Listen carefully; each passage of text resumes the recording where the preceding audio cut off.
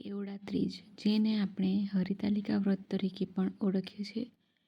સામાન્ય રીતે આ વ્રત ભાદરવા સુદ ત્રીજને દિવસે થાય છે. નાહી ધોઈને આ વ્રત કરનારે કેવડા વડે શંકર ભગવાનનું પૂજન કરવામાં આવે છે. આ દિવસે નકોરડા ઉપવાસ કરવામાં આવે છે અને કેવડું સૂંઘીને ફળાહાર કરવામાં આવે છે. ભાદરવા સુદ ત્રીજને ગુજરાત સૌરાષ્ટ્રમાં કેવડા ત્રીજ કહે છે.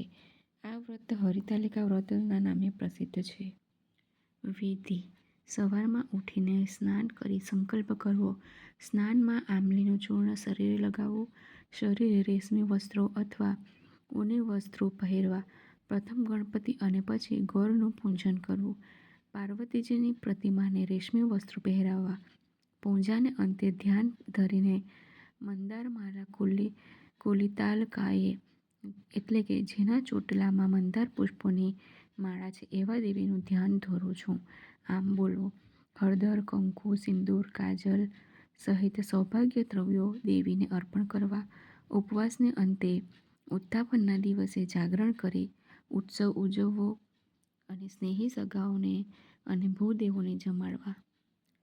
તો હવે આપણે વ્રત કથા જોઈશું. એક વખત ઉમાએ ભગવાન શંકરને પૂછ્યું, દેવાધિદેવ, મારું એવું કયું ઉગ્ર તપ હતું કે આપે મારો પત્ની તરીકે સ્વીકાર કર્યો? ભગવાન શિવ પાર્વતીનો ઉક્ત પ્રશ્ન સાંભળીને બોલ્યા, દેવી, તમે હરિતાલિકાનું વ્રત કર્યું તેના પ્રભાવે મારે તમારો સ્વીકાર કરવો પડ્યો.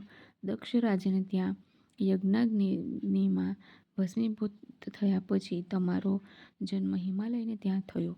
તમારા પિતા લગ્નની ચિંતા કરતા હતા. ત્યાં દેવર્ષિ નારદ તમારા પિતાને મળવા આવ્યા. દેવર્ષિએ વિષ્ણુને બતાવી લગ્ન માટે ભલામણ કરી. તમારા પિતાજી નારદના વિચાર સાથે સંમત થયા અને બોલ્યા, વિષ્ણુ હા કહે તો હું સંબંધ કરી ભાગ્યશાળી બનું. નારદ કહે, હું પૂછીને ખબર આપું છું. આમ કહીને નારદ વિષ્ણુ લોકમાં ગયા. તમારા હૃદયમાં મારી પ્રતિમા હોવાથી આ વાત સાંભળીને તમે મૂર્છિત થઈ પડી ગયા. જાગૃત થતાં તમે વિલાપ કરવા લાગ્યા અને સાથે સખીઓને મનોગત ભાવો જણાવતા બોલ્યા, બહેનો, આ મન તો મહાદેવને અર્પણ થયું છે. પિતાજી વિષ્ણુ સાથે લગ્ન કરાવવાની વેતરણમાં પડ્યા છે.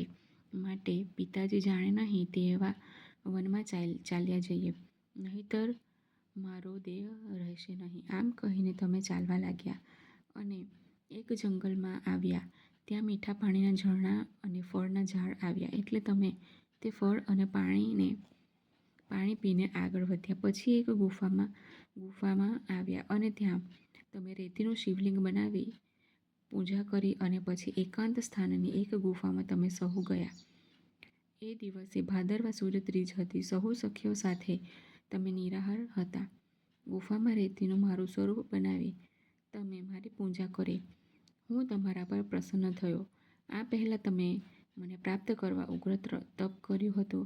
પાંદડા ખાઈને જીવ્યા, પવનનો આહાર કર્યો. આખરે તમામ ત્યાગીને મને પામવા દેહ દમન કરવામાં કશી કચાશ રાખી નહીં. છતાં હું હરિતાલિકા વ્રતથી રીઝી ગયો.